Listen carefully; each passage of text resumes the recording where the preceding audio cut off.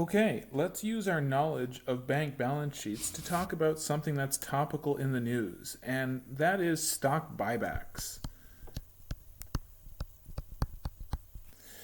Let's remember that our bank has assets and liabilities, and we generally categorize those assets into different types depending on how liquid and how safe they are.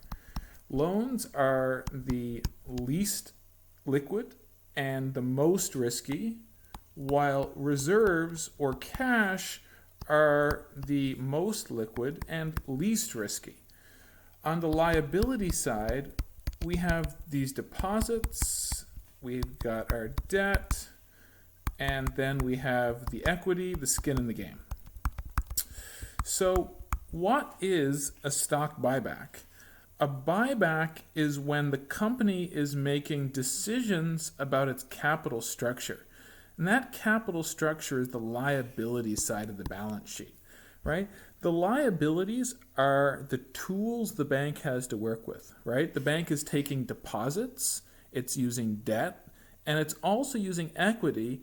And those liabilities are what's being used to do the business of the bank on the asset side of the balance sheet, right? We take deposits and we make loans, right?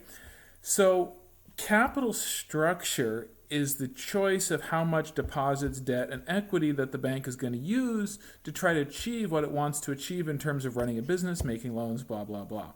A stock buyback is the idea of changing the capital structure.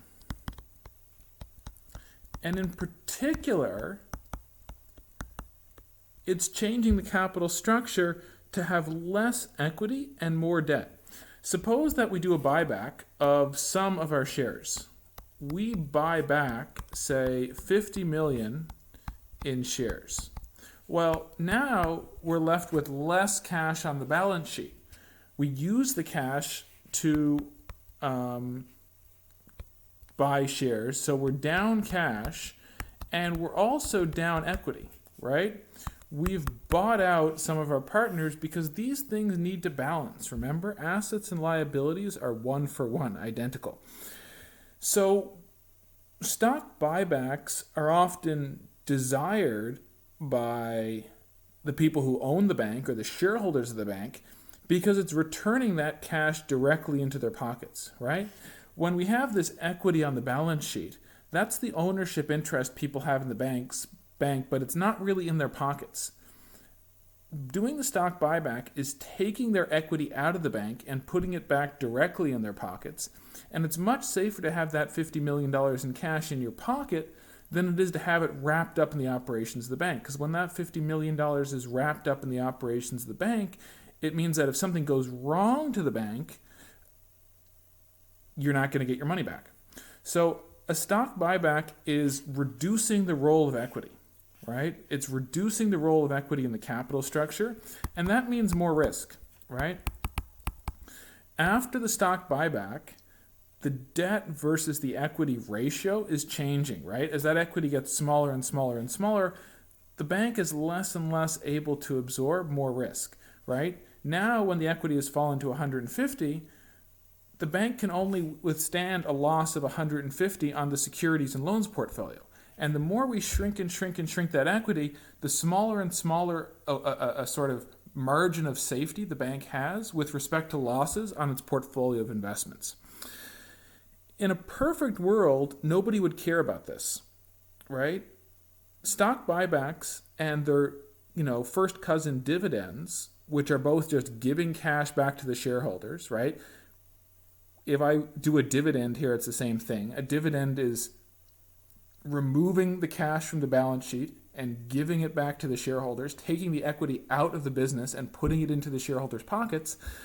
Those things are identical, and in a perfect world, we wouldn't care. In a perfect world, we wouldn't care because capital return frees up capital to new businesses, right? If we say that, look, this bank has a whole bunch of money sitting in it that's not really being put to use, we could put that money into another investment opportunity, right? Buybacks and dividends are the way from which capital goes from low productivity uses back into shareholders' pockets, who then look around for higher sort of socially worthwhile uses to put that money to. However, in this case, things are not that quite simple, because the incentives of shareholders are not aligned with that of society, right? In some sense, there's a negative externality going on here, right? When the bank blows up, the shareholders lose their equity, but then there are also collateral costs on other people, right? The rest of society, on taxpayers who have the fund bailouts, blah, blah, blah. So the shareholders in the bank may not face the optimal incentives to hold equity from the perspective of society. Society, which is going to be the person on the receiving end of these collateral damages from bank risk, is probably going to want banks and other companies to hold more equity than those companies want to do, right? Holding equity is expensive for companies. You've got to keep your money in the bank. You can't, you're facing that risk. You can't put it to work somewhere else.